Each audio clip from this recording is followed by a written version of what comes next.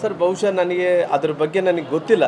ಅಂದರೆ ನಾನೇನಪ್ಪ BJP ಪಾರ್ಟಿಯಿಂದ ಇವತ್ತು ಅಭ್ಯರ್ಥಿಯಾಗಿ ದೇಶದ ಪ್ರಧಾನಮಂತ್ರಿಗಳು ನರೇಂದ್ರ ಮೋದಿಜಿಯವರು ಘೋಷಣೆ ಮಾಡಿದ್ದಾರೆ.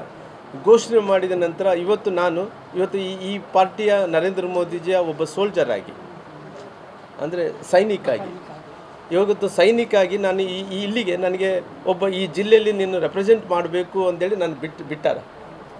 ಇವತ್ತು ನನ್ನ ಕೆಲಸ ಏನಂದ್ರೆ ಇವತ್ತು ಎಲ್ಲರಿಗೂ ಹತ್ತಿರ ಹೋಗಿ ದೇಶದ ಪ್ರಧಾನಮಂತ್ರಿಗಳು ಭಾರತೀಯ ಜನತಾ ಪಾರ್ಟಿ ಮಾಡಿದಂಥ ಒಳ್ಳೆ ಕೆಲಸಗಳೆಲ್ಲ ಕೂಡ ತಿಳಿಸ್ಬೇಕು, ಅವ್ರನ್ನ ಪರಿವರ್ತನೆ ಮಾಡಬೇಕು, ಪರಿವರ್ತನೆ ಮೂಲಕ ಮತದಾನ ಹಾಕುವಂಥ ಕೆಲಸ ಆಗಬೇಕನ್ನೋದು ನನ್ನ ಕರ್ತವ್ಯ. ಹಂಗಾಗಿ ನನ್ನ ಕರ್ತವ್ಯ ಏನಿದೆ, ನಾನು ಪ್ರಾಮಾಣಿಕವಾದಂಥ ಕೆಲಸ ಮಾಡ್ತೀನಿ. ಖಂಡಿತವಾಗಿ ವಿಶ್ವಾಸ ಇದೆ. ನಾನು ಮತ ಹಾಕೋಕ್ಕೆ ನನಗೆ ಅಧಿಕಾರ ಇಲ್ಲ.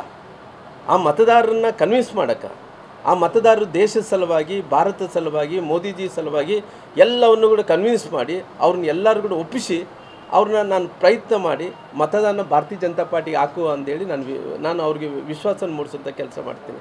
ಹಂಗಾಗಿ ನಾನು ಆ ಕೆಲಸ ಮಾಡ್ಕೊಂಡು ಹೋಗ್ತೀನಿ. ಈಗ 2014ರಲ್ಲೂ ನೀವು ಶಾಸಕರಾಗಿದ್ದಾಗ ಅವಾಗ ಸಂಸದರಾಗಿ ಸ್ಪರ್ಧೆ ಮಾಡಿದ್ರಿ.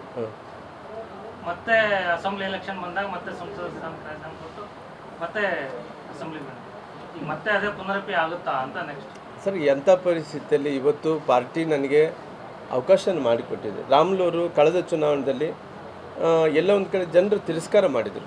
ಇಲ್ಲ, ರಾಮುಲು ಈ ಬಾರಿ ಅವಕಾಶ ಮಾಡಿಕೊಡಬಾರ್ದು ಅಂತೇಳಿ ಈ ಬಾರಿ ಪುನಃ ನನಗೆ ಅವತ್ತು ಕೂಡ ನಾನು ಕನ್ವಿನ್ಸ್ ಮಾಡಿದೆ. ಭಾಳಷ್ಟು ಕನ್ವಿನ್ಸು. ನೋಡಿರಿ, ರಾಮುಲು ನಿಮ್ಮ ಮಧ್ಯದಲ್ಲಿಂದ ಬೆಳೆದಂಥವನು, ಅನೇಕ ಕಷ್ಟಗಳಲ್ಲಿ ಕಾರ್ಪಣ್ಯಗಳಲ್ಲಿ ನಾನು ಇದ್ದಂಥ ವ್ಯಕ್ತಿ. ಇವತ್ತು 30 ವರ್ಷ ಸುದೀರ್ಘ ರಾಜಕಾರಣದಲ್ಲಿ ಒಂದೇ ಒಂದು ಕೂಡ ನಾನು ಕಪ್ಪು ಚೊಲ್ಲೆಕ್ಕೆ ಇಲ್ಲಾರ್ದಂಥ ರಾಜಕಾರಣವನ್ನು ಮಾಡ್ಕೊಂಬಂದೆ. ಹಂಗಾಗಿ ಕೂಡ ಬೇರೆ ಬೇರೆ ಕಾರಣಗಳಿಂದ ಸೋತದ್ವಿ. ಈ ಸಾರಿ ಪಾರ್ಟಿ ಲೋಕಸಭೆಗೆ ಅವಕಾಶ ಮಾಡಿಕೊಟ್ಟಿದೆ. ಹಂಗಾಗಿ ಬಹುಶಃ ಲೋಕಸಭೆಯಲ್ಲಿ ನಾನು ಖಂಡಿತವಾಗಿ ವಿಶ್ವಾಸ ಇದೆ ಈ ಬಾರಿ ನಾನು ಗೆಲ್ಲಿಸ್ತಾರೆ ಅನ್ನೋಂಥದ್ದು. ಮುಂದೆ